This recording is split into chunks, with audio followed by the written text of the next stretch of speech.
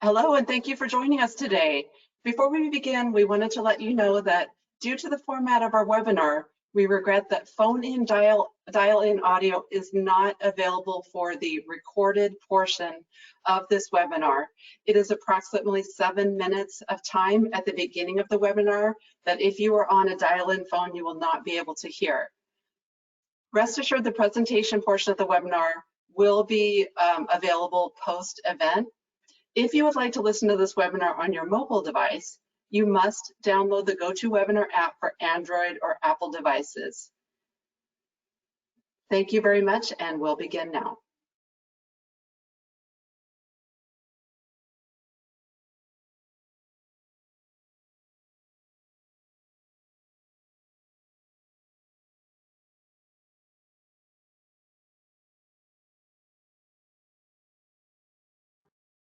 All right. Well, good morning and or good afternoon, everyone. We are excited to have you here for our second session of our IIJA Broadband Programs Public Virtual Listening Series. Miriam, my name is Adam Geisler, and I am the Division Chief of the Tribal Connectivity and Nation-to-Nation Coordination at NTIA's Office of Internet Connectivity and Growth, and will serve as your moderator for today's session. Before we get started, let's quickly review some housekeeping items.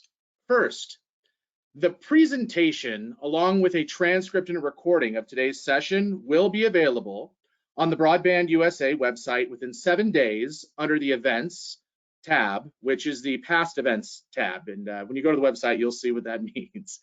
And if at any time you are having technical issues with our platform, please use the Q&A box to send a message to our event organizers or send an email to broadbandforall@ntia.gov. However, I am going to double down on the Q&A box on this one here. So today, we are excited to have so many of you join us representing a wide array of stakeholder groups to provide input on our Infrastructure Investment and Jobs Act broadband programs. Our collaboration and your input will be key factors in the success of these programs, and we will open the mic to hear from as many participants as we can. Again, your constructive feedback is critical to our next steps of designing and implementing these programs.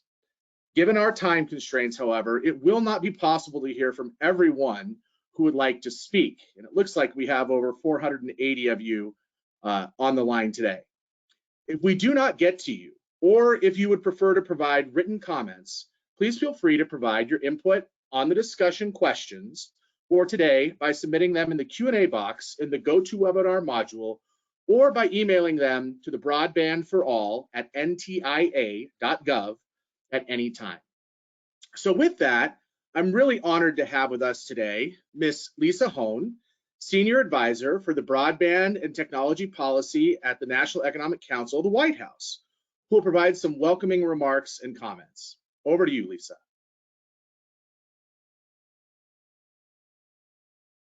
Thank you so much, Adam. I am so excited to be here for this second of 5 listening sessions being held by the National Telecommunications and Information Administration, the NTIA, about the broadband programs funded by the bipartisan infrastructure bill that will be implemented by NTIA. I'm here to underscore the Biden-Harris administration's commitment to high-speed, reliable, affordable broadband for all Americans. That's why we championed the broadband funding in the bipartisan infrastructure bill, and that's why we're so excited to see it being implemented. Make no mistake, NTIA has an enormous and an incredibly exciting and incredibly challenging job ahead of it. And it needs partnerships from everybody participating in this listening session. As most of you know, most of the broadband funding that NTIA will implement, not all of it, but most of it, will go to states. And what that means is that the state broadband leaders also have an enormous and exciting and challenging task ahead of them. And I know many of them are on the call today. And I know that they're probably saying, that is so true, Lisa, as I'm saying this. I have been fortunate enough to meet with state broadband coordinators from across the country. And I can tell you that they are some of the most knowledgeable, enthusiastic, experienced, excited people I've ever had the chance to work with, and that's saying a lot. But they will need the full participation of counties, cities, nonprofits, community members, other community organizations to really identify and determine how best to meet the broadband needs of all your communities. So I want to thank you all for joining us today and in this broader endeavor. And I want to encourage you all on behalf of the White House to stay involved, stay committed, and help us meet our goal of affordable, reliable broadband for all Americans. Thank you so much, and enjoy today's listening session. Awesome. Well, thank you, Lisa, so much for finding the time to come on today, and for those, I think, just really thoughtful opening comments about the importance of the mission that we're all moving towards under the IIJA. All right, so with that, next we are going to hear from Mr. Douglas Kinkoff, the Associate Administrator of the Office of Internet Connectivity and Growth here at NTIA. And Doug will provide a quick welcome and review of our request for comments. Shortly after Doug, we'll hear from Ms. Amanda Martin, who will then provide a high-level overview of NTIA's IIJA, sorry for the alphabet soup, folks, broadband programs, and the policy questions that we are going to be asking you for feedback on today. So with that, over to you, Doug.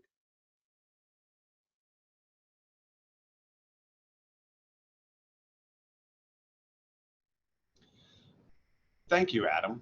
Good afternoon, and thank you for joining us for the second in a series of listening sessions that NTIA is hosting to seek stakeholder feedback on the Infrastructure Investment and Jobs Act broadband programs. On Monday of this week, NTIA published a request for comment to help inform the development of the Infrastructure Investment and Jobs Act broadband programs that NTIA is responsible for administering.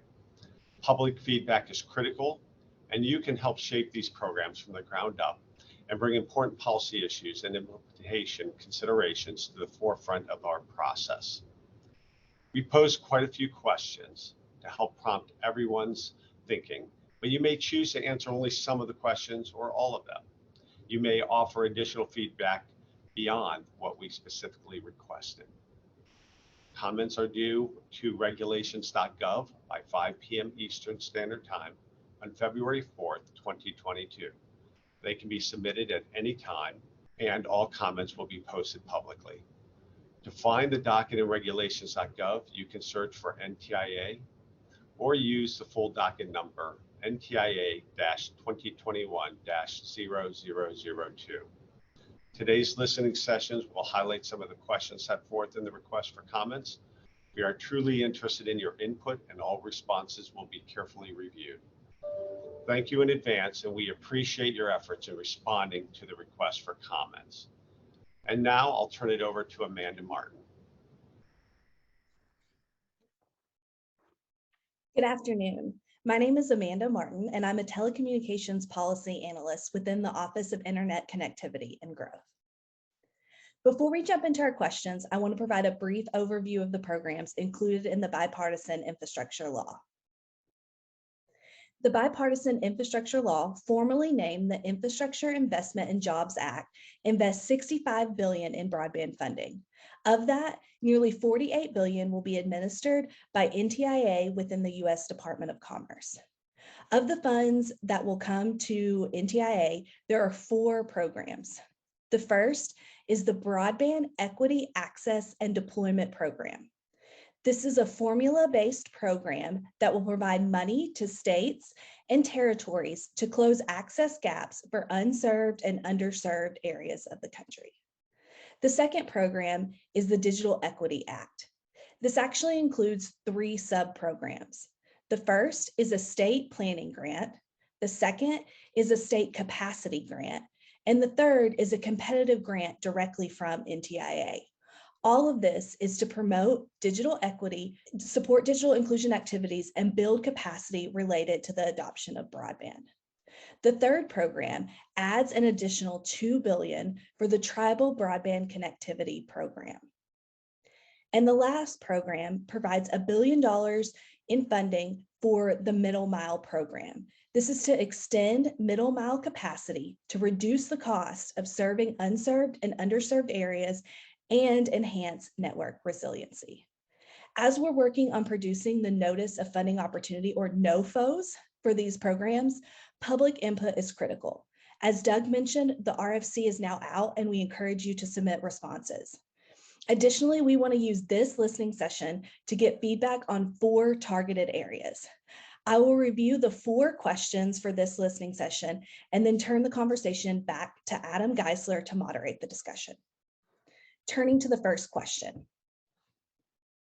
Within the BEAD program, the law spells out 5 specific uses of funding. The first is unserved and underserved service projects. The second is connecting community anchor institutions.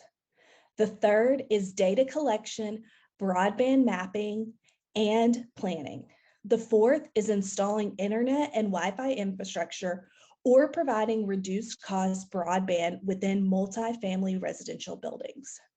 The last is broadband adoption, which includes programs to provide affordable internet-capable devices. Funds can also be used for any purpose that's determined necessary by the Assistant Secretary to facilitate the goals of the program. So our first question is this: what uses besides the 5 mentioned in the law are necessary to facilitate the goals of the program and should be added to eligible uses included in the NOFO for the BEAD program?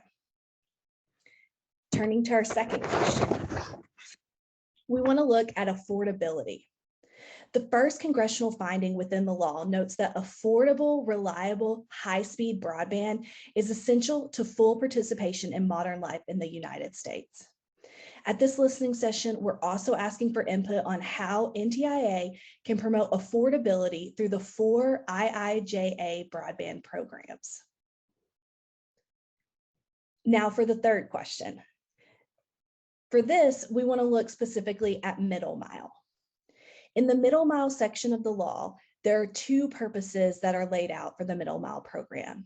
The first is about reducing the cost of connecting unserved and underserved areas. And the second is about increasing broadband connection resiliency through creating alternative network connection paths that can be designed to prevent single points of failure. Given these 2 purposes, our third question is, how should NTIA target its middle mile investment to promote last mile affordability and resiliency? And for our last question, we want to look at tribal communities. Local coordination is a critical component in both the BEAD program and the digital equity programs. For example, in the section of the Digital Equity Act that's included on the slide below, you can see that tribal communities are specifically mentioned as a key stakeholder and an area for collaboration. How should NTIA ensure that states and territories consult with tribal entities within their boundaries to coordinate on ensuring service to unserved and underserved areas, as well as digital equity in tribal areas? Now that we've gone over our 4 questions for this listening session, I want to kick it to Adam Geisler to moderate the discussion.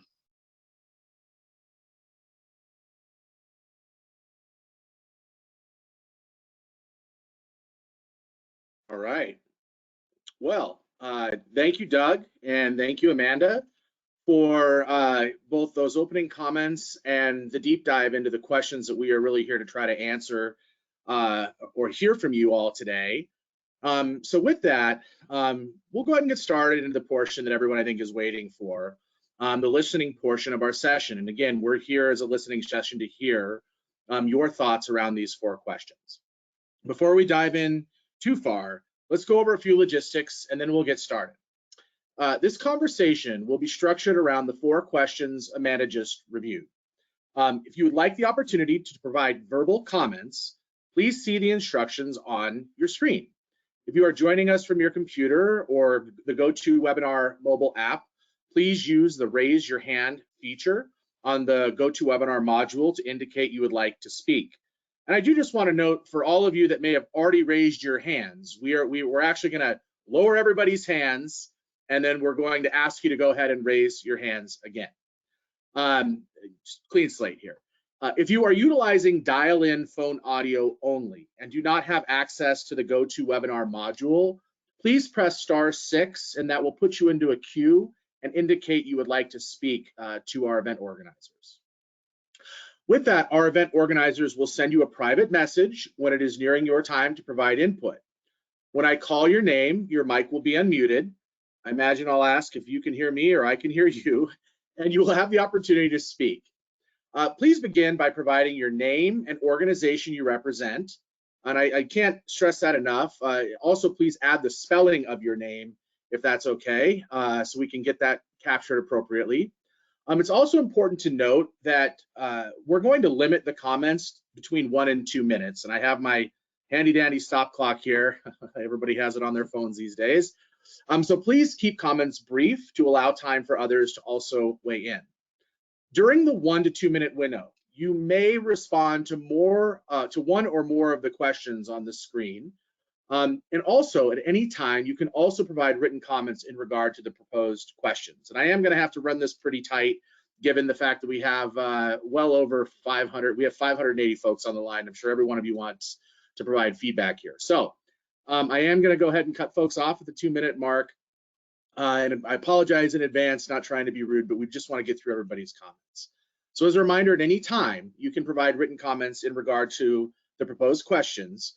And you can do that by either submitting them via the Q&A box on the GoToWebinar module, or you can email them directly to broadbandforall@ntia.gov. So please remember that this time is for you to provide input on the questions we are collecting input on you from today. We ask that you please do not use the raise your hand feature to ask questions about, we ask that you please do not use the raise your hand feature to ask questions about the IIJA broadband programs, and that you just stick to the 4 questions that we're asking here today. If you have any specific questions, please send, again, IIJA related broader broadband questions, please send those questions over to the broadbandforall@ntia.gov, or you can submit them again into the Q&A box. If we do not have a chance to get to you to provide verbal comments during this listening session, we still want to hear from you. Your thoughts are very important to us, and we are taking all your input very seriously. This is a lot of money, and we want to make sure we get this right. So please submit your written comments. Again, you heard me say it 3 times now, to the broadbandforall@ntia.gov if time runs out, so we can collect them. And with that, we are going to go ahead and begin. So as a reminder, we are going to ask for you to go ahead and raise your hands if you are in the module, or hit *6 if you are calling in, and that will put you into a queue, and I will go ahead and call your name. So first up, we have, and I apologize, I'm horrible with names, but I'm going to give it a shot here. Lisa, it looks like Gustinelli. Lisa, you are on. We'll go ahead and bring you off mute. Oh, you kind of put me on the spot. Can you just, because I joined at the end, I'm answering one of the questions. That's correct? Right. So on the screen, we have 4 questions. The first one is, beyond the 5 specific uses mentioned in the law, what other uses of BEAD funds are necessary to facilitate the goals of the program and should be added to the eligible uses included in the NOFO? That's the first question. The second one is, how can NTIA promote affordability through the 4 IIJA programs besides the low-cost plan requirement in the BEAD program? The third is, how should NTIA target its middle mile investments to promote last mile affordability? And the fourth is, how should NTIA ensure that states/territories consult with tribal entities within their boundaries to coordinate serving unserved and underserved areas, as well as digital equity in tribal areas? So those are the 4 questions that we're hoping to get your feedback on. And with that, I'll go ahead and start the clock. Okay, thank you so much. My name is Lisa Gustinelli, Gustinelli. I am the innovator in residence for the Arizona State University Broadband and Equity Initiative.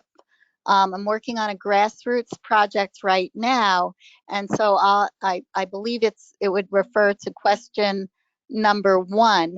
How are the funds going to be helping a train the trainer programs, such as if there's a digital navigator in a community that's underserved, will funds be allocated to train that digital navigator on the ground? So Lisa, it sounds like what I'm hearing you say, and I just want to make sure we're capturing it correctly, is in terms of eligible uses, you really want to ensure that there's a digital equity, digital navigator component in terms of the eligible uses for the BEAD program funding beyond what's already been identified. Okay. Yes.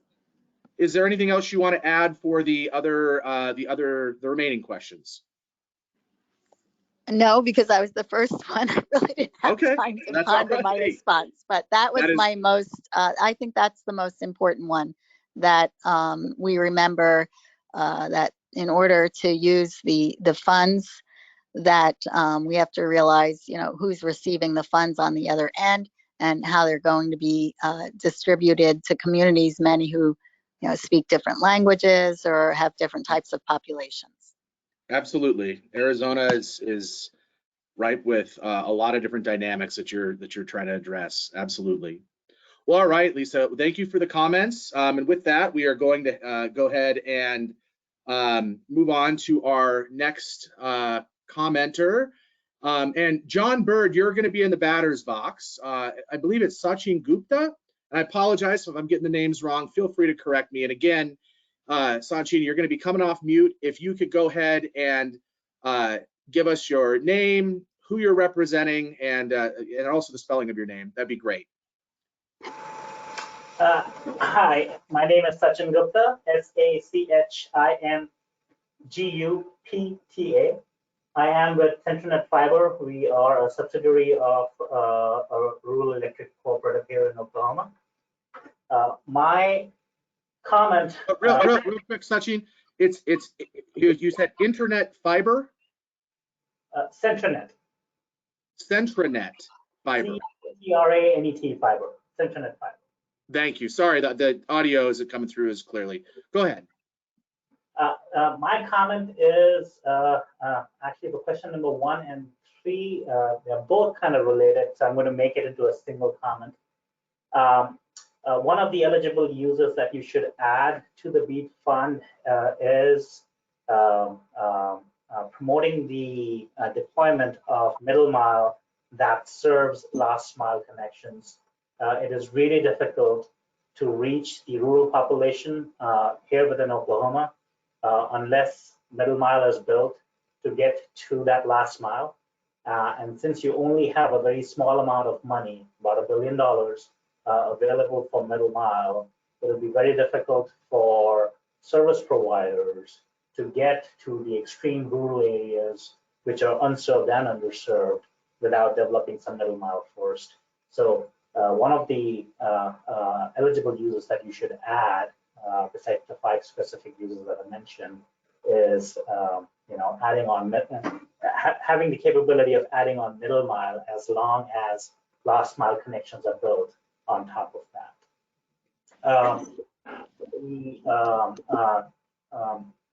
Question about NTIA targeting the middle mile investment.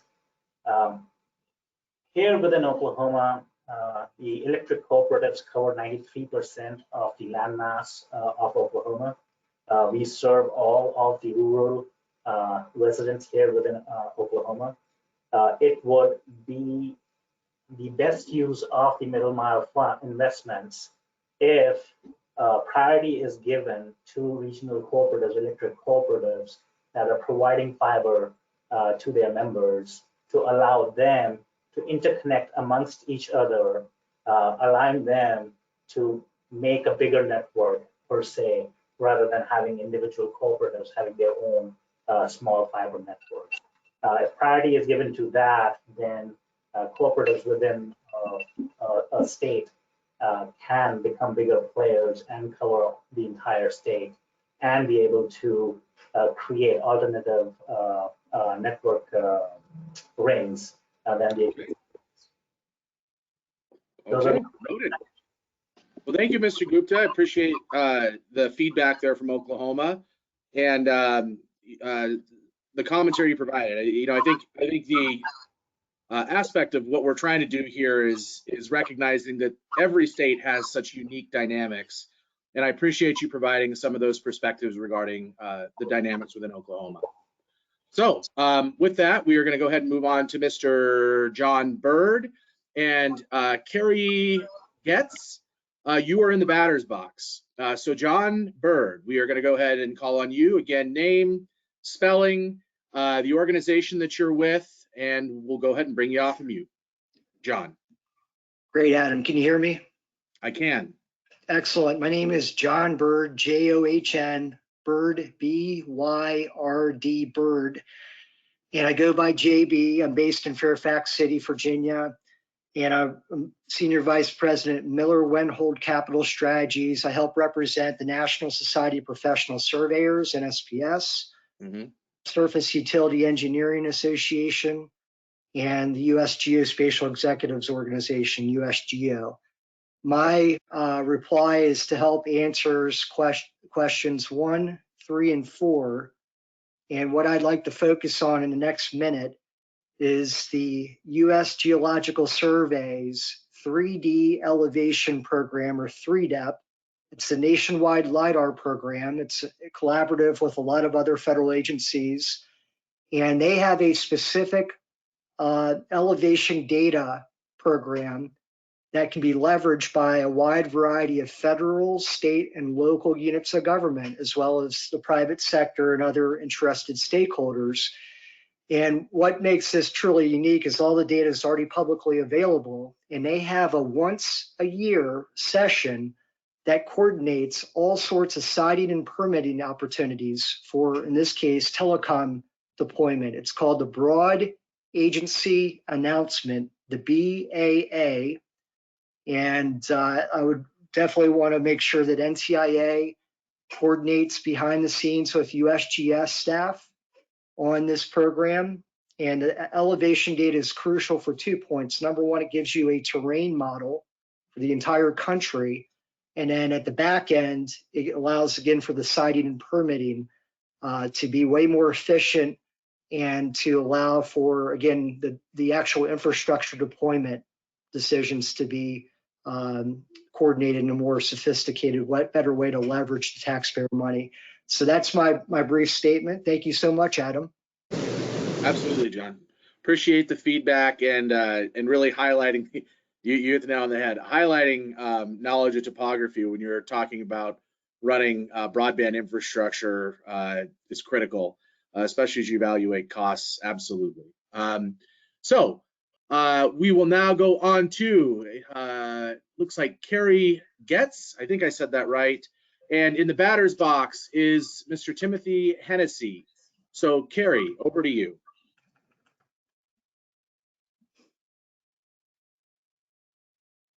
Hi, Adam. It's Carol. I guess I had to unmute myself. Oh, there Good job on the name, by the way. My name is Carrie Getz, and that's G-O-E-T-Z. Carrie, just like the movie, only I'm much nicer now. And I'm with Strategicom, and I have several customers that are looking to build out in edge data center areas that are out in the middle of nowhere.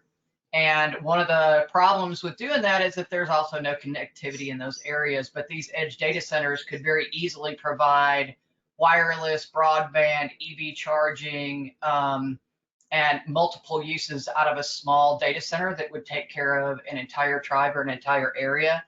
So to me, as far as 1, 3, and 4 goes, I think that some priority should be given to people that are not just running fiber, that are actually putting services on that fiber that go for the community plan.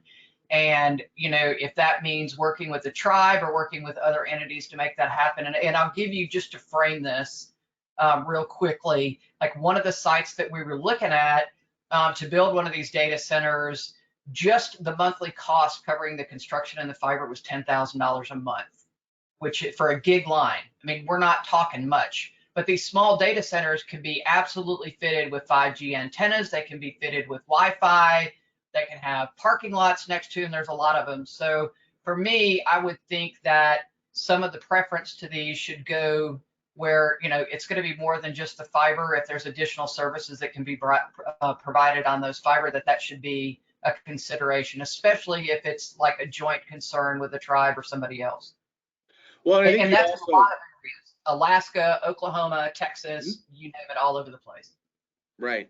So I want to make sure I heard that correctly. So what you're really saying is, you know, beyond the infrastructure components, you're saying that we should be considering an aspect where communities have done community master planning or they've developed a SEDS, and looking at a subset of awards based upon those planning activities where it furthers the mission of what's identified.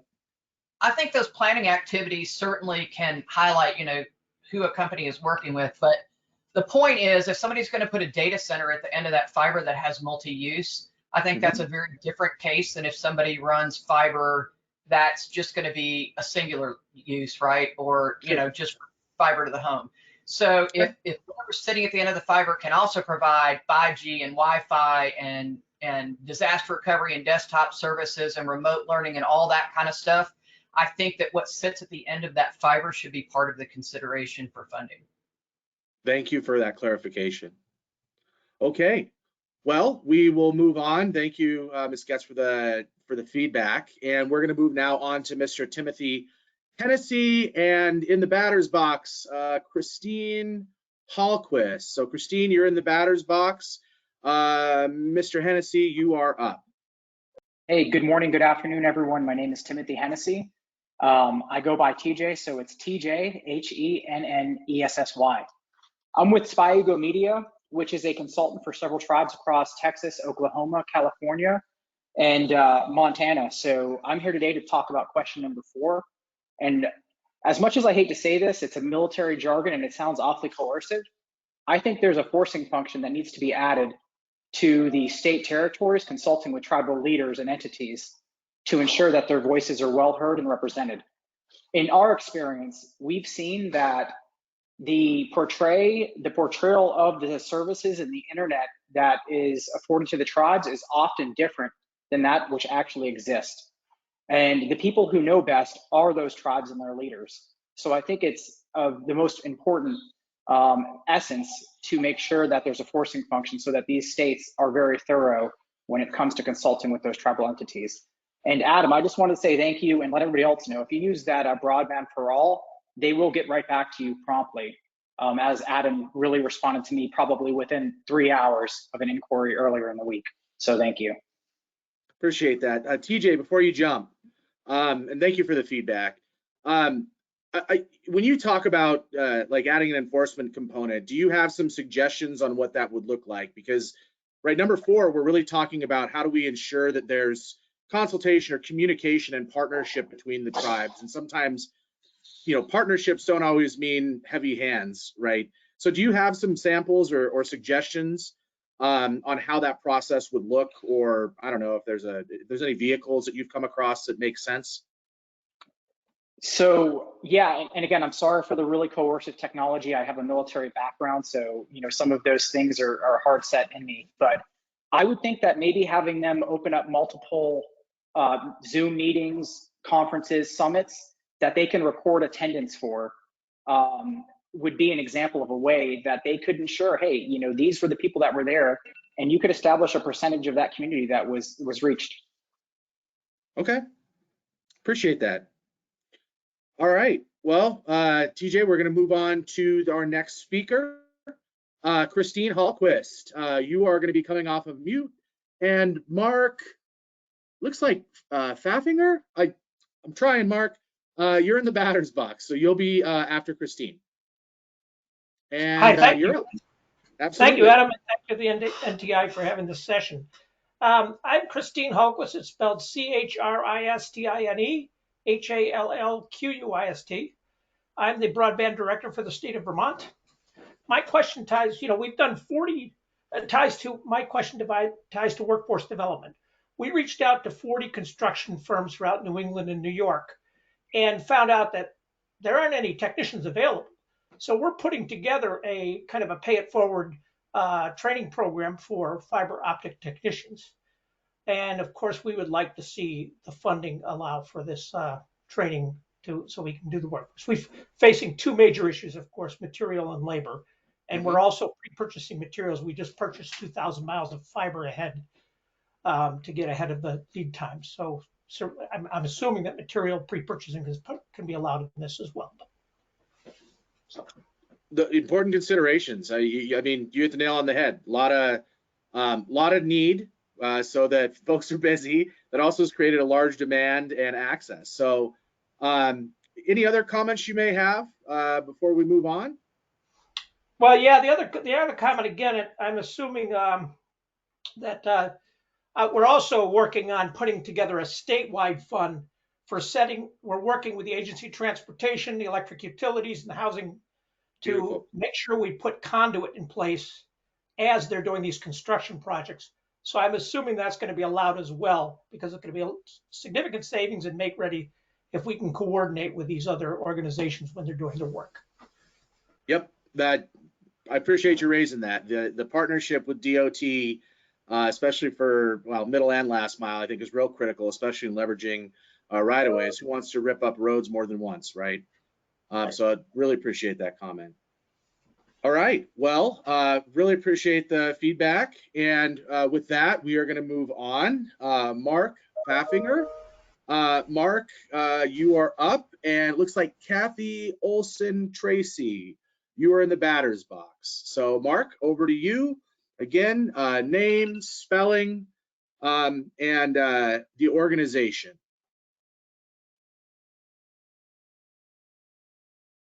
Hi, Adam, it's Carol. Let's give him a minute. I'm not sure if his hand was still up again, but we'll get Tracy queued up right away too. Okay.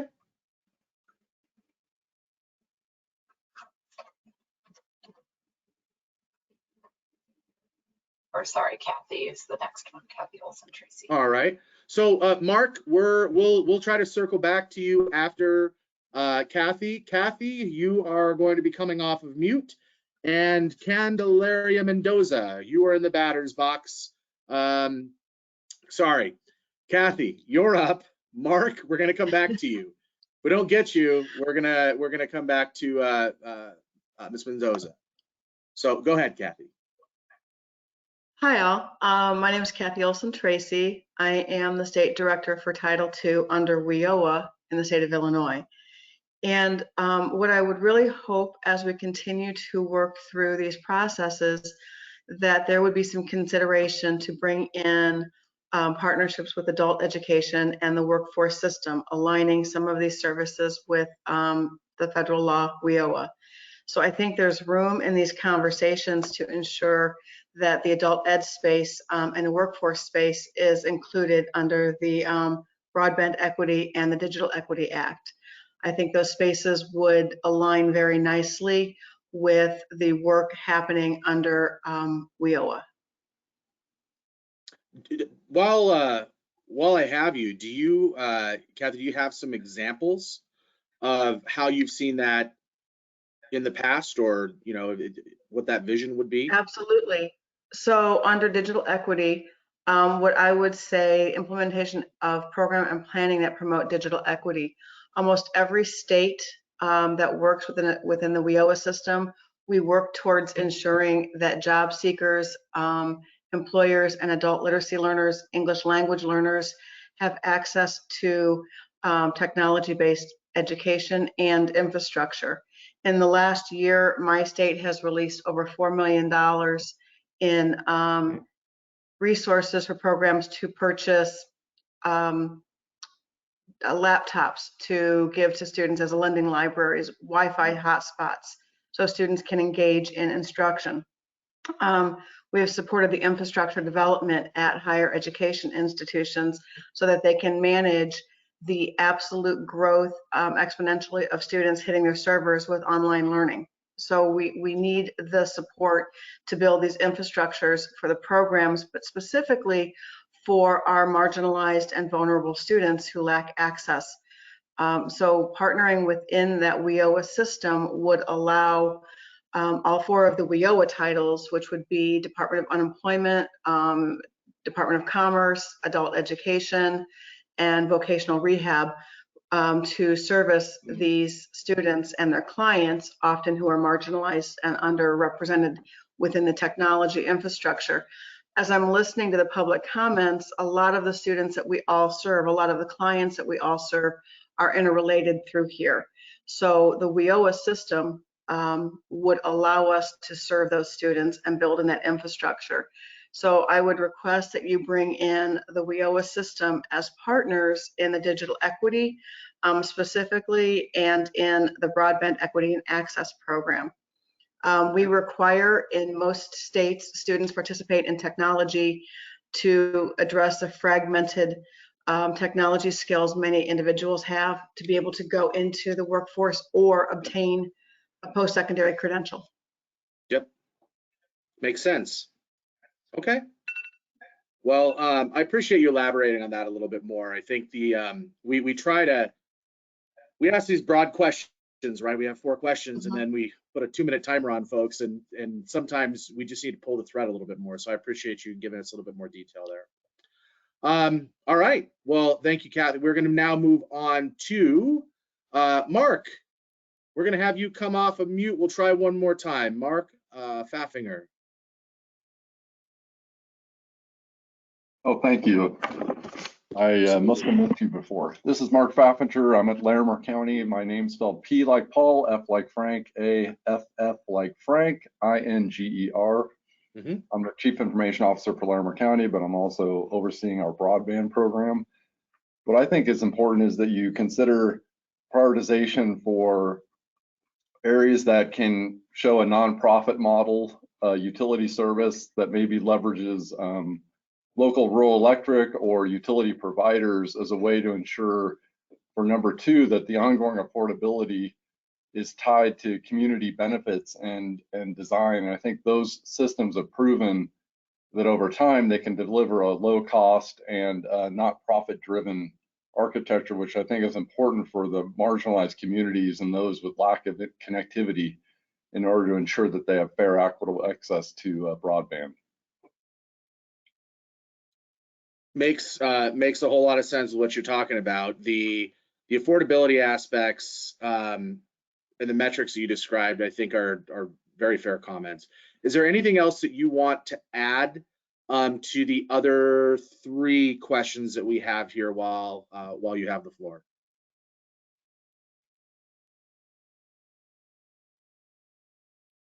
Or maybe we put you on mute already, Mark. Sorry. All right. So I will go ahead and keep moving on here. So next, coming off of mute, we will have, looks like Sudeep Lahiri. Apologize if I got that wrong. And in the batter's box, we have Patrick Messick. So Sudeep, you're up. Patrick in the batter's box. Over to you, Sudeep. Hello, my name is Sudeep Lahiri. I am a co-founder of a distance learning startup which targets a diverse set of students, ranging all the way from school level students to even college undergrad level education. And great. Sudeep, real quick before we start the clock here, please spell your first name and last name if you don't mind. Sure. My first name is Sudeep, S as in Sam, U as in umbrella, D as in David, 2 E's and P as in Peter. And last name Lahiri, L as in Larry, A-H-I-R-I. Thank you. All right, floor is yours. Sure. So as I said, I'm a co-founder of a startup company focusing on distance education, reaching out to diverse educations, particularly interested in providing our services to minority students and underprivileged students. When we reach out to them, we run across the difficulty that they need technology support across, computers, laptops, tablets, plus broadband and connections, without which we cannot have that wider outreach that we intend to. To that purpose, we are trying to reach out to NTIA and see if their funds and their programs can facilitate our outreach to the needful students. To this purpose, when on this point, we are finding that although great programs have been initiated from the IIF, the whole Biden's program, I think when it comes to Digital Equity Act programs, and perhaps to some degree on the middle mile broadband infrastructure program, for us to tap into those resources, we have to face a lot of paperwork.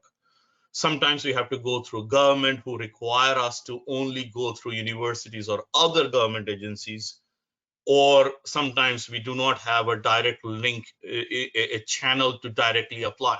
For example, the middle mile broadband infrastructure program only limits to nonprofit associations or government organizations. So we don't see a channel to apply through that line of program.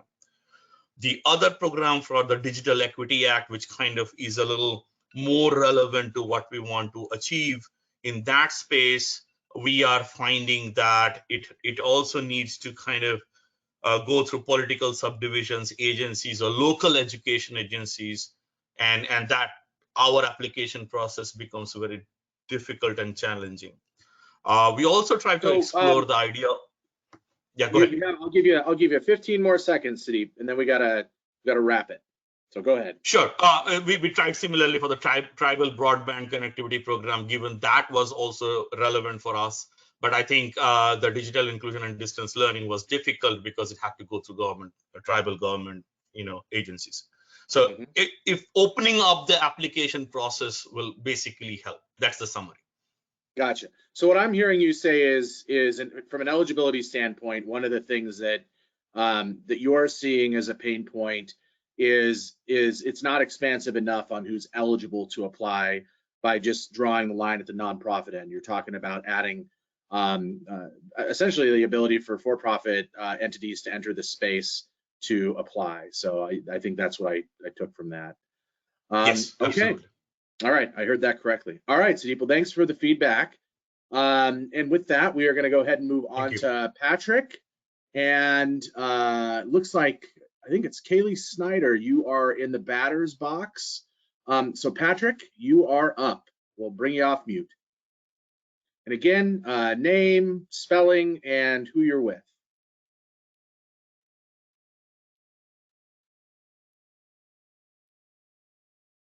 Thanks, Adam. My name is Patrick Messick, Patrick Messac, and I'm the project manager for Oakland Undivided, which is a collective impact initiative seeking to bridge the digital divide for Oakland's 54,000 public school students and 36,000 unconnected households. I'd like to speak briefly to number 2.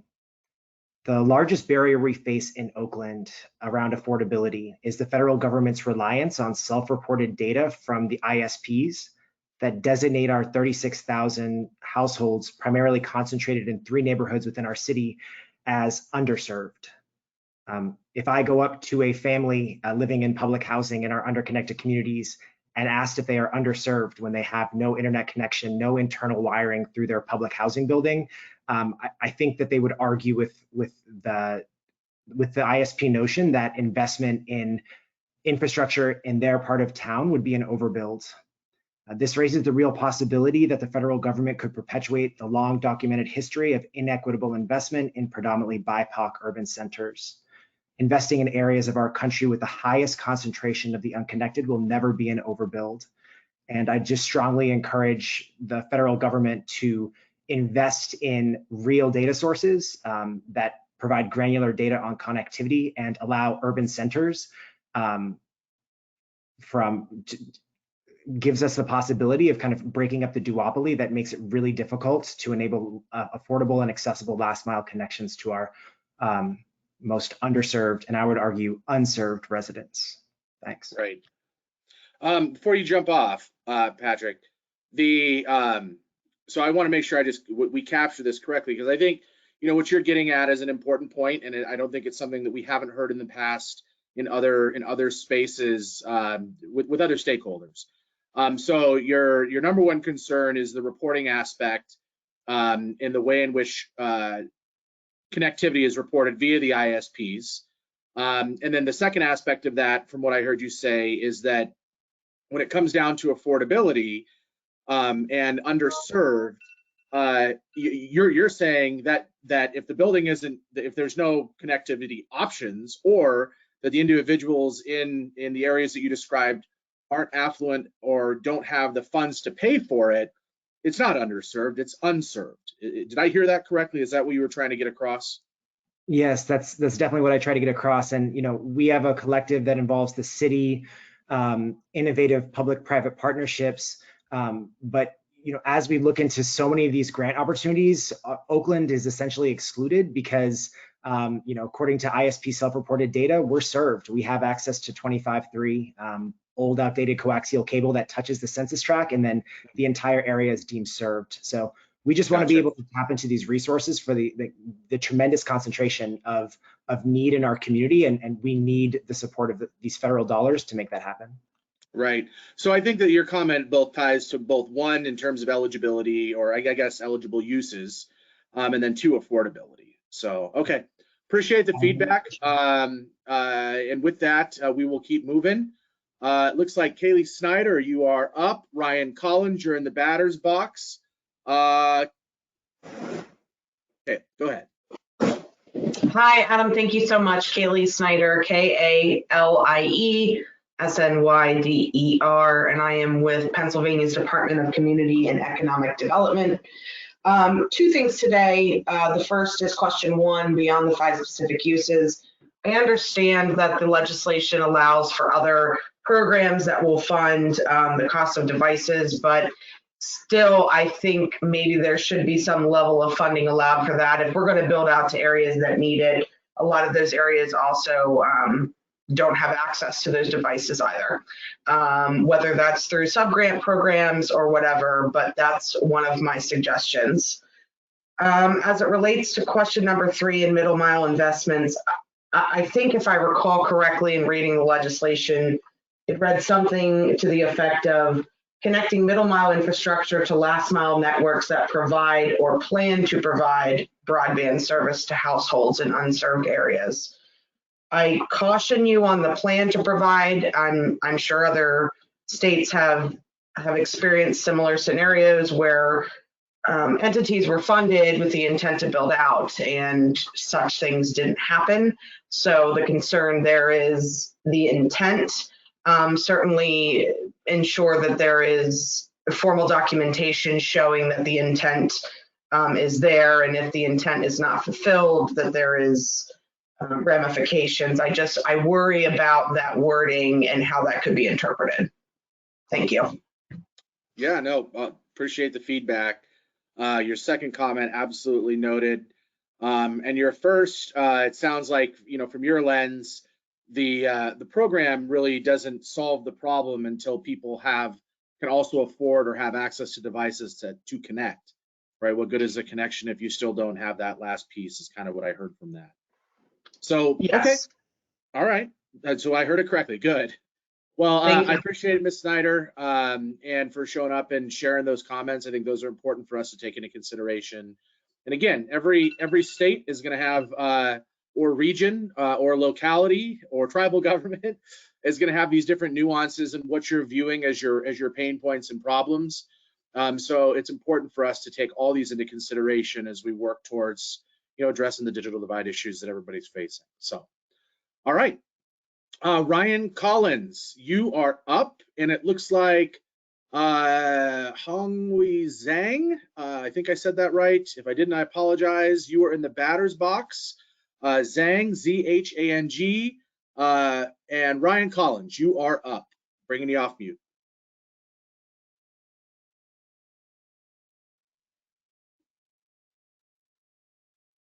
There we go. Okay, it just took a second to get off mute. Ryan Collins from Buckeye Hills Regional Council. We are a council of governments in southeastern Appalachian, Ohio. To address a lot of the questions except for number 4, just because unfortunately I don't have a lot of experience working with tribal entities unless it's for like an environmental review in our area. One, to reiterate what was spoken about earlier, there's a huge shortage just on technicians right now when it comes to putting in this infrastructure. So allowing for funding to be used for training programs for technicians, speaking to different companies here in the state of Ohio, and I'll iterate, the state of Ohio is working on putting together a universal curriculum for this, so other technical schools around the state can start implementing their own programs. But just talking to the different ISPs and different providers, and they're having to trade back and forth their workers because there's just not enough people in the workforce that are able to do this work or who are willing to do the work. In order to promote affordability, especially here in rural areas, we find that affordability comes with options. So promoting co-ops and community-owned networks and different models for delivering the service would allow for more affordability. There's co-ops in the area that give kickbacks to their customers after so many subscribers. They get money off their bill every month.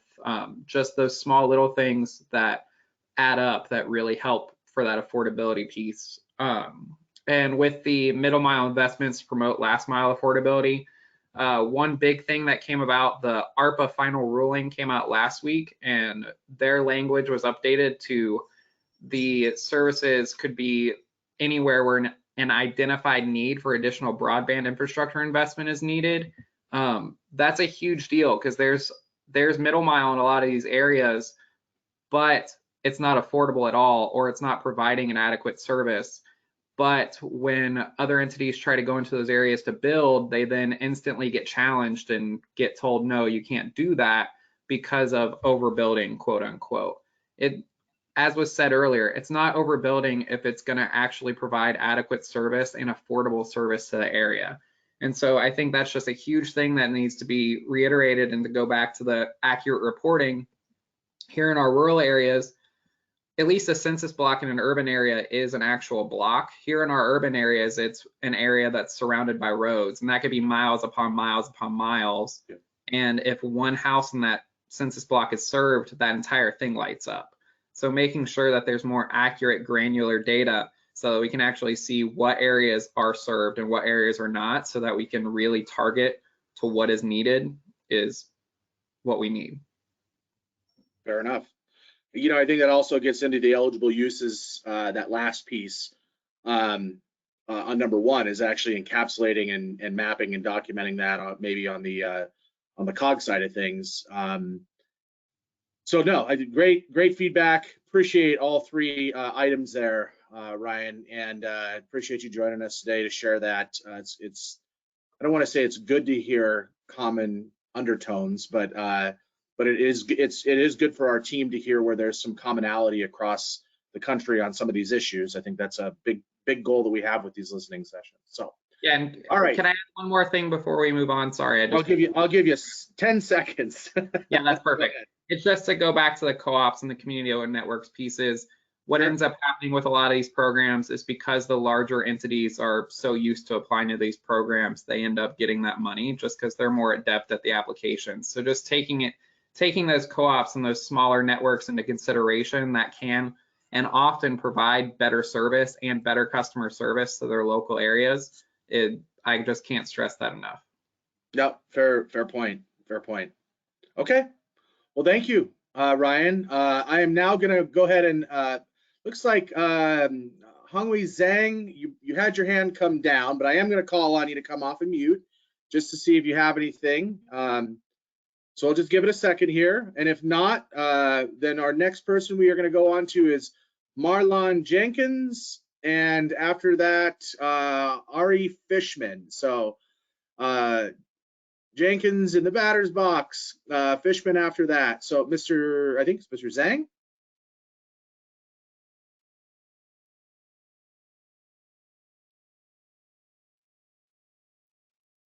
We'll give it 4 more seconds. 3, 2. Hi, Adam. Can you hear me? There we go. All right. I'm glad we did the clock. Sorry.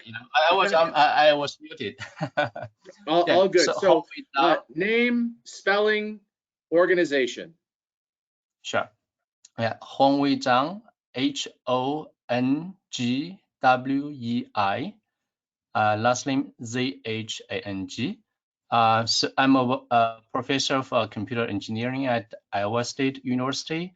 I'm currently leading a project building a large-scale wireless living lab, look at next generation technologies for rural broadband, including how to support agriculture and so on.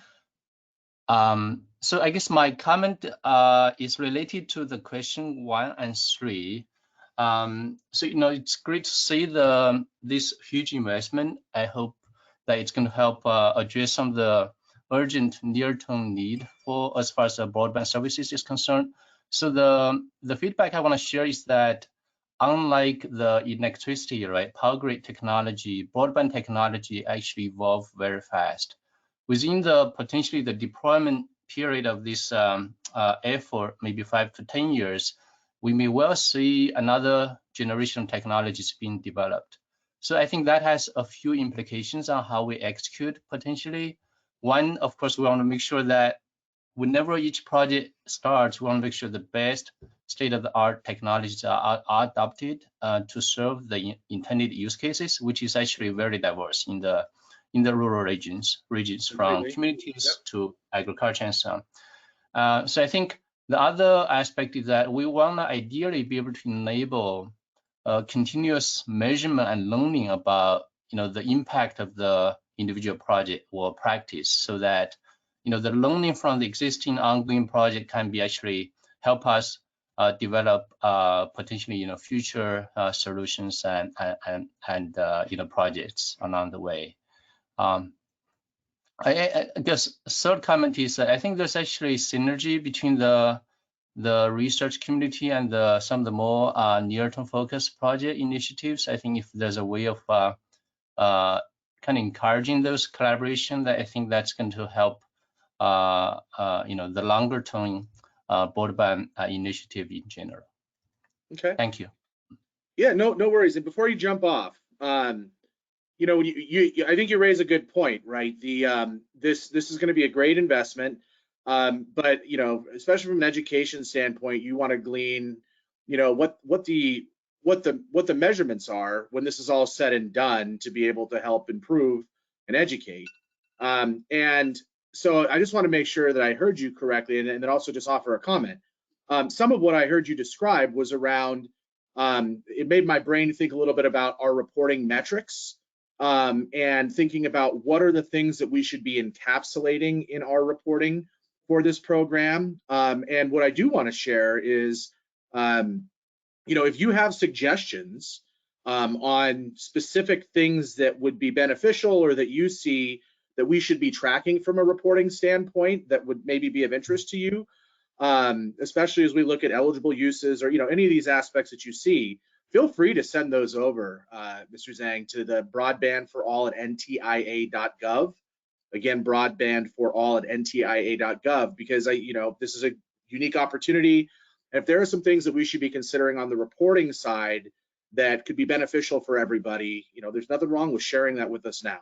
So yes, certainly, Adam. If I may just share a note before I leave. 10 seconds. So absolutely, I will work on this like feedback. I think one question I want to share with the community today, if I may, is I think there are root causes on why we have this broadband issue. I think many of us understand that. I think the question for us is, in the context of how broadband technology get developed and adopted, how do we make sure that in 10 years, 20 years later, we don't have to address the same gap we see today in the country? Understood. I think that's a great one for food for thought for everybody. You're right. We don't want to be coming back to the well again, the same issues. So fair point. All right. Thank you. Appreciate the feedback. All right, Marlon Jenkins, looks like you lowered your hand, but I am gonna see if you want to come off of mute. And Ari Fishman, you are after Jenkins. So Marlon, are you still on?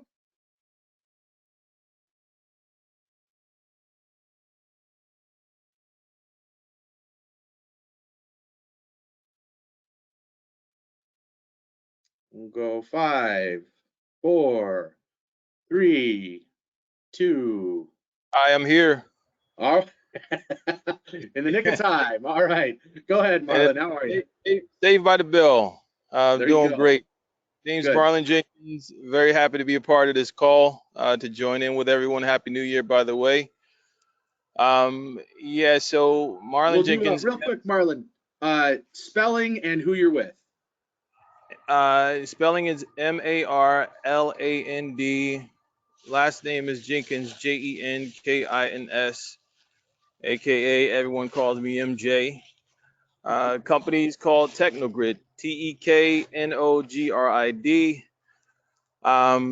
We've been around for the last 12 years. So part of my inquiry, and thanks for the opportunity again, is that as we talk about co-ops within communities and building out broadband to one, build broadband to connect low income or underserved communities, and then two, to create jobs off the backbone of that broadband build out, I think is the most creative idea ever from a broadband perspective or technology perspective, because ultimately the people that utilize these services on a daily basis and they pay for these services as consumers, why not allow them to deploy and make revenue, make money off of it, and kind of increase their livelihoods, right?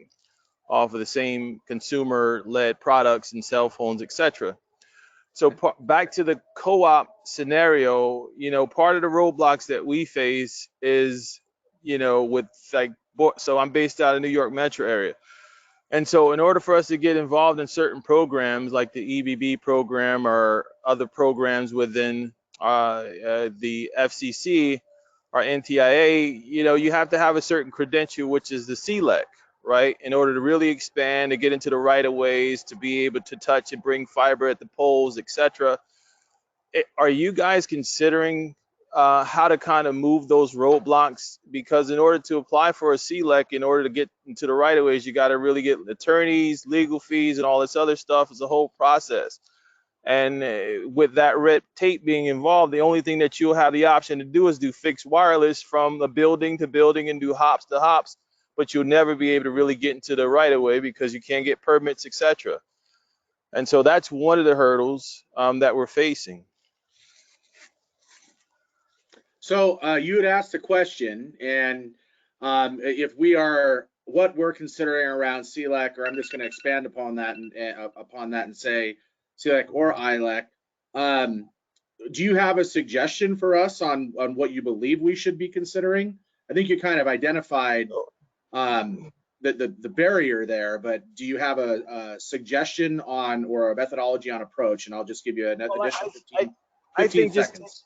I think just dusting off the old regulatory requirements, because the states, municipalities kind of put that role into the utilities' hands, I think. And so maybe just dusting off those requirements, taking a look at it, and just seeing how to make it a little bit more expedient, right? Because I'm in the process of spending about $14,000 in order to do 2 states, $7,000 per state.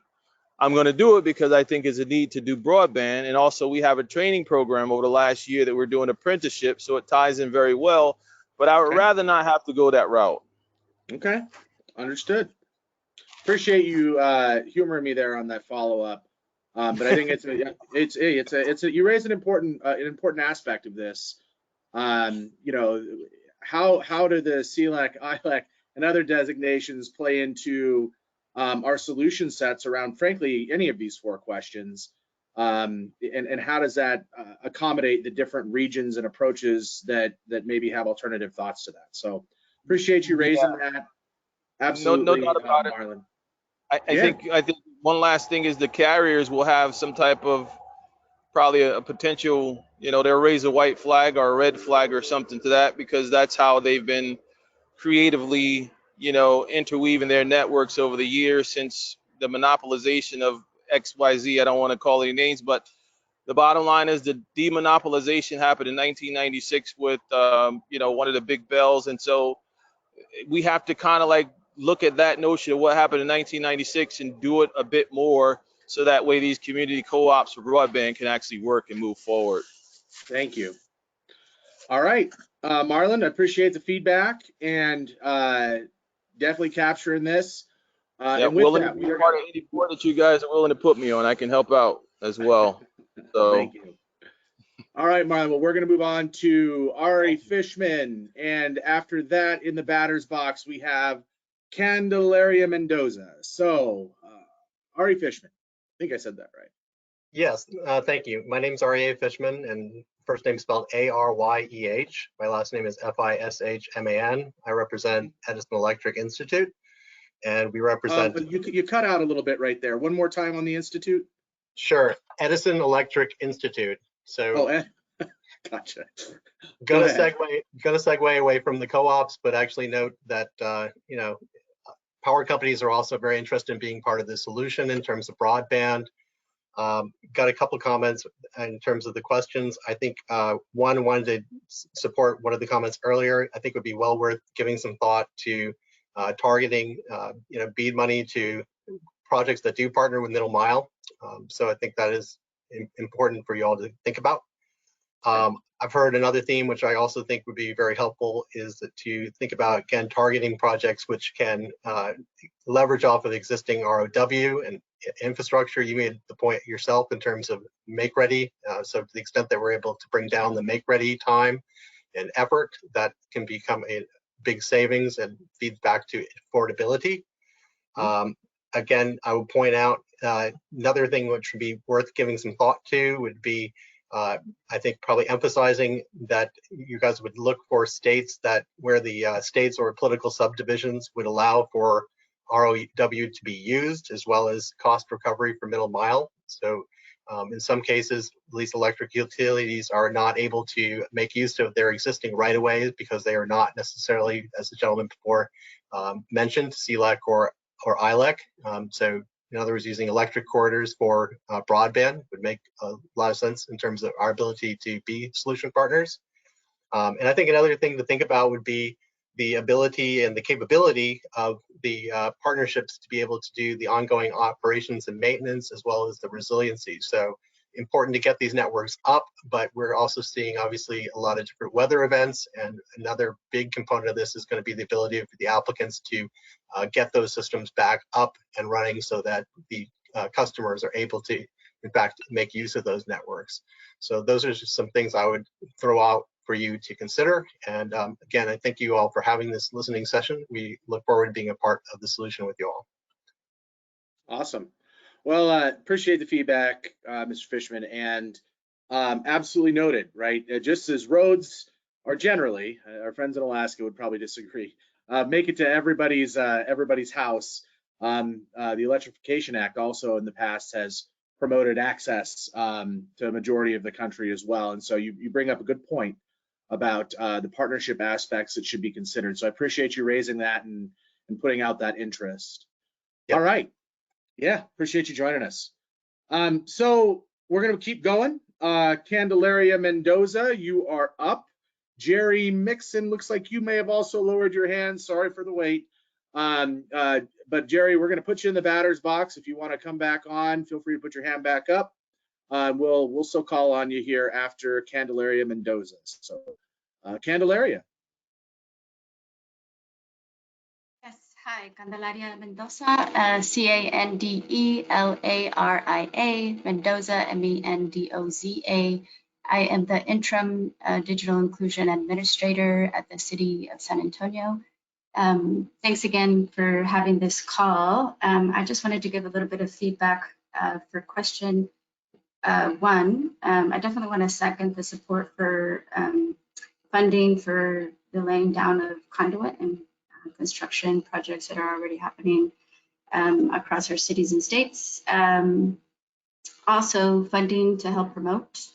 So a lot of the projects that we've been doing in San Antonio, PR pieces sometimes get forgotten and it makes it very difficult. So I think, and aligned with number two as well, just in how we can promote affordability through the 4 different programs, a PR or getting resources for PR is a big piece, especially when we're talking about our most underserved and underserved communities. It really requires additional time and effort, especially doing face-to-face or providing things in different languages.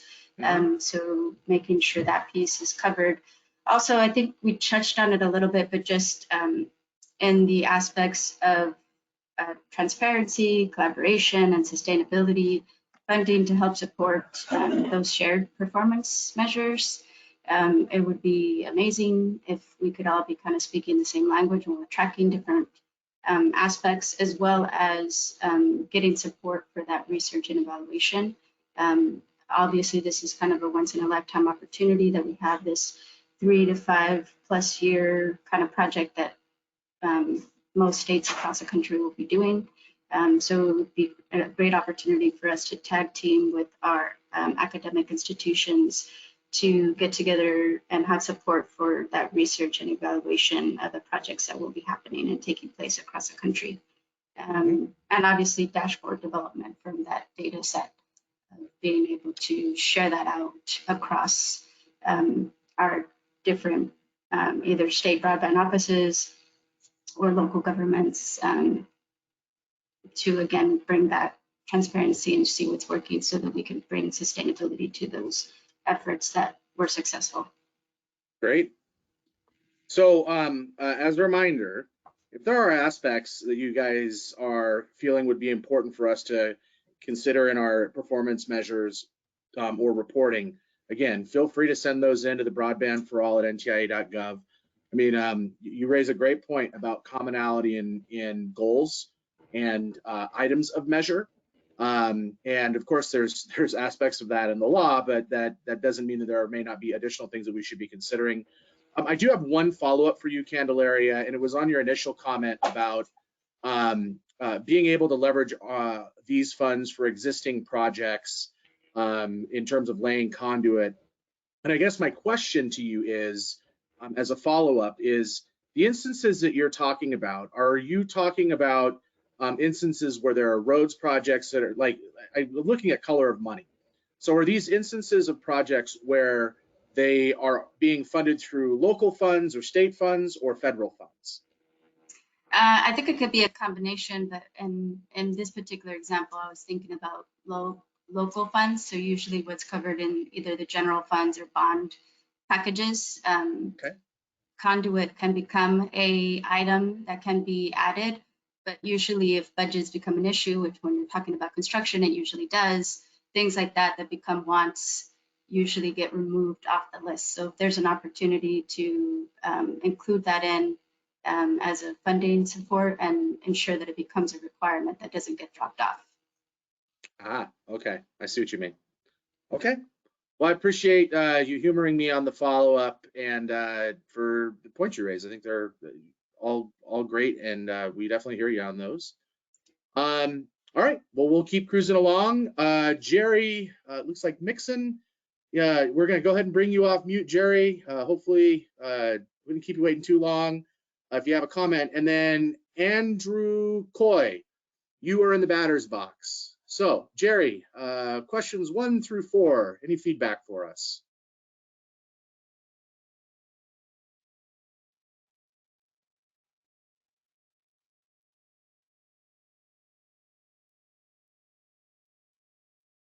Four, 3, 2, 1. All right, I thought we might have one sneak in again. We're going to keep going. Andrew Coy, we're going to go ahead and bring you off of mute. Jerry, if something happened, we didn't quite get to you in time, feel free to put your hand back up. We're happy to put you back on the list. Andrew Coy, we're going to bring you off of mute. And Rodney Couch, you are in the batter's box. Andrew, you are off mute. Thank you, Adam. Andrew Coy, ANDREW, COY, Executive Director of Digital Harbor Foundation and board member for the Baltimore Digital Equity Coalition. While I know there's a number of specific definitions for both unserved and underserved, and that there's a history for both of those definitions as they appear, I think all of us would agree, as Patrick Messick from Oakland highlighted, that the end goal is actual connectivity and that the calculation method is inadequate for addressing this as currently structured. My recommendation and encouragement here on both questions 1 and 2, given the prominent presence of equity in both of those titles, is that NTIA create a digital equity scorecard as a way to document the ratio of % served to % connected, meaning that a community that is labeled as served but has a low connectivity rate would score low for digital equity. Such an approach could focus attention and planning on addressing the digital divide from within the plans, as well as potentially put pressure to decrease the over-reporting. To provide a case in point, in my hometown of Baltimore, the broadband data maps show that Baltimore is nearly 100% connected, while the reality on the ground, according to the ACS by the Census Bureau, is that 40% or 96,000 households are not connected to at-home internet. I'd encourage NTIA to require such a digital equity scorecard to be discussed not only in the state equity plans, but also how and where possible notice of funding opportunities require submissions to address low digital equity scores.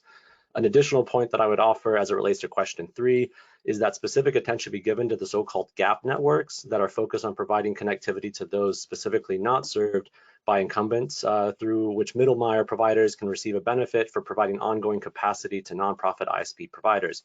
For example, in Baltimore, my organization provides internet to a fixed income multi-dwelling unit in East Baltimore. A local company, LightCloud, has committed a 10 gigabit backhaul connection to a fiber to the premise, which we then relay to the 271 residential units at no cost to those households, which are receiving upwards of 325 megabit per second symmetrical service.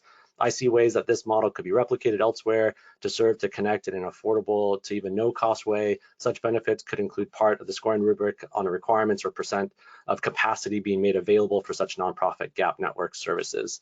A third concept I would offer is the collaboration with USDA's cooperative extension to create a tech extension that can build on the existing human infrastructure and systems that exist in a distributed way throughout every county in the country. Maryland has already allocated ARPA funding to create the first of this kind, but technical programs within USDA cooperative extension programs, such as the 4-H programs, exist throughout the country, and places such as Nebraska and Utah have been leading the way in doing this work. A final fourth concept, if I may, that I would offer is a collaboration within the AmeriCorps program that could address the need for digital navigators throughout the country. I could envision a program similar to other AmeriCorps programs that could support individuals to serve within their communities for a service period as digital navigators. Such a program could reach a level of scale and shared resources that could provide much needed support within communities. Okay, that was great. You went through quite a bit there. One thing that I think, a lot of what you said piqued quite a bit of interest. Well thought out, appreciate you providing that comment.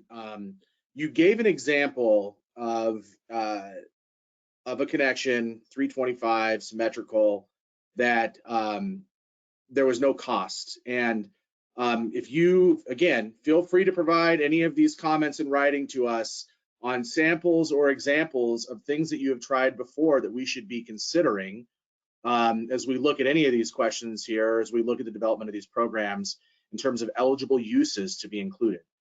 So if you have some concepts like that, we would love to hear or see any details that you're able to share with us around how those made sense as part of your feedback, if you want to do written feedback to the broadband4all@ntia.gov. So really appreciate the feedback, Andrew, and we are going to keep moving on. We have about 6 minutes left, so we're going to do the 6-minute warning. I'll probably bleed over by 2 minutes at the top of the hour, so my apologies. If you got to jump, feel free. Rodney Couch, you are up, and Yolanda Lewis. Rodney, name, spelling, organization, and comments on questions 1, 2, 3, or 4. Over to you, Rod. Hi, my name's Rod Couch. Can you hear me all right? Can. Good. RODNEY-COUCH. I work for Camo Electric Cooperative. We're a G&T in Northeast Oklahoma.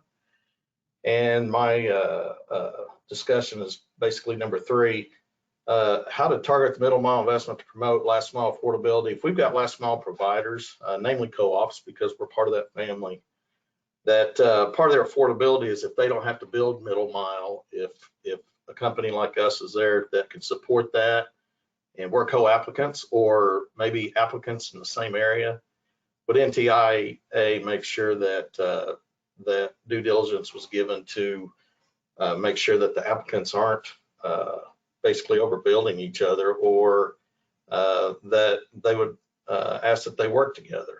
Are there any types of, or can we make sure that there's types of protections in there? That way we're not spending money on something that doesn't need to be spent on. And that's what I've got there. Okay. Do you have a sample or examples of ways in which we could like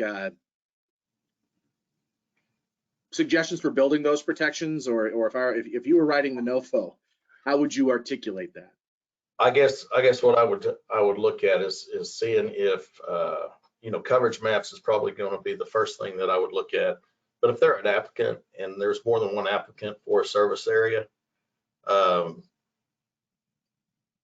we already looking at, or do they look at, or can we put a protection in there to look at, does this middle mile really need to be built or funded through applicant A when applicant B already has existing middle mile? They're applying for additional middle mile that can support applicant A. Okay. We need to have something in place that says, hey, applicant A and B, you two need to get together and try to work. Yeah. Yeah. Okay. Fair enough. Well, Mr. Couch, I appreciate the feedback on question 3 for the middle mile considerations. Very common sense comment, makes a lot of sense, and we appreciate you spending a moment to share with us your thoughts. You bet. We are now, yeah, absolutely, man. Thanks for being on. Yolanda Lewis, we have you up next. Yolanda, we're going to bring you off of mute. James, it looks like James Molesky, you may have lowered your hand. So Yolanda, you're up. James, you're next, and then we are going to go ahead and wrap up with closing the event out. So Yolanda. Thank you for the opportunity. Yolanda Lewis, YOLANDA-LEWIS. I'm with E-Racism LLC, and we are an organization that provides treaty compliance and enforcement training. And we'd like to know if you've incorporated the UN Convention for the Elimination of All Forms of Racial Discrimination into the whole overall project, from the contracting applicants and the actual targeting, because we have desperate impact that this digital divide has been created by the planning. These areas that have been left behind are left behind because it was pre-planned. And so what we see in bridging the digital divide is the divide is growing wider. We have done studies in Sacramento, the capital of California, as well as in Silicon Valley and the Bay Area, and we see that those that have been branded through the one-drop rule and the 3/5 rule that have been emancipated have been left behind because they are not being given a proper status. So we'd like to know what we can do as far as bringing the treaty obligations into the entire NITA program in the allocation and in the metrics and in the reporting in order to meet our treaty obligations. Noted. I hear that. Really appreciate you providing that feedback. So I think that that definitely dovetails into item 4. But as you said, there's aspects of that sprinkled through all the other questions as well. So I really do want to thank you for raising that. That is, I think, the first time I think we've heard that in any of our listening sessions or even consultations to the extent that you just described it. So thank you, Yolanda. We are now going to move on to James as our last individual to provide comments. James Molesky, and then after James, we'll go ahead and do a couple of housekeeping items to close it out. So James, over to you. Name, spelling, organization, and comments to questions 1, 2, 3, or 4, or all.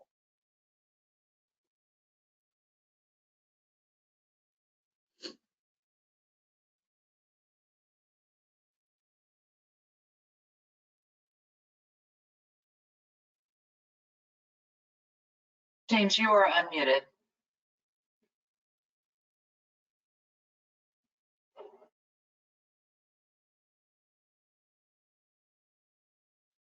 Hey, James, can you hear me?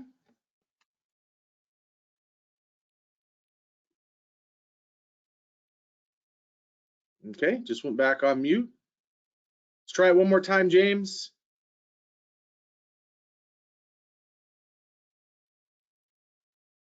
Okay.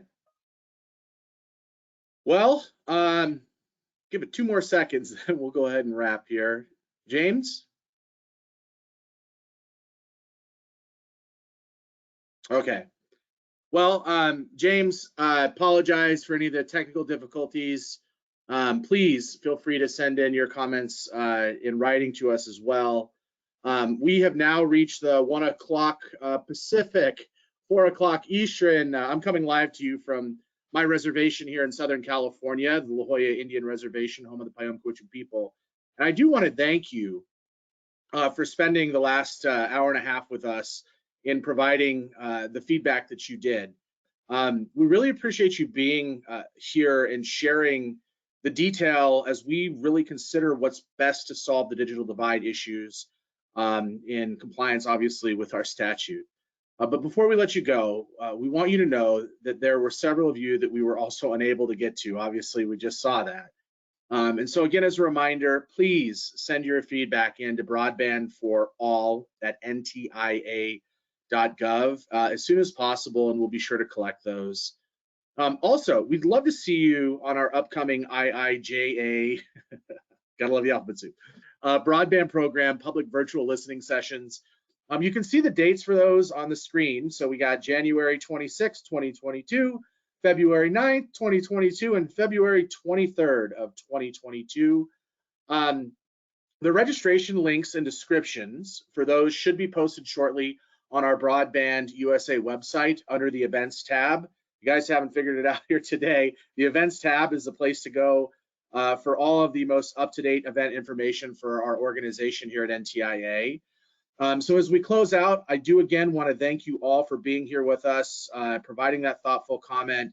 And I really do hope that we can see you in our future listening sessions. Thank you again for being here and joining us. Have a great rest of your afternoon. Mishu Lovik from me and my family, and have a great rest of your day. Thank you so much. This concludes our presentation.